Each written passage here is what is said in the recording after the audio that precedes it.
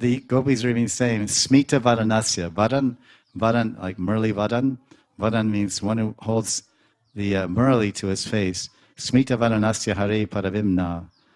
That he smiles with satisfaction when he defeats our contrary. I conquered you. You know, the gopis say, all right. And they give in and they let Krishna embrace them, and then so, because he wants that and ultimately they want that. And he rather likes it that they give him a hard time, as they say. So then Krishna's smiling, I won, I defeated you. And they just look at him, oh, you know, we'll get you the next time. But they're remembering that, and that's their relish. We're holding on to our pride, and I remember when he flattered me. I know exactly what he said. I know exactly the words he said to make me give up my pride and my contrary mood.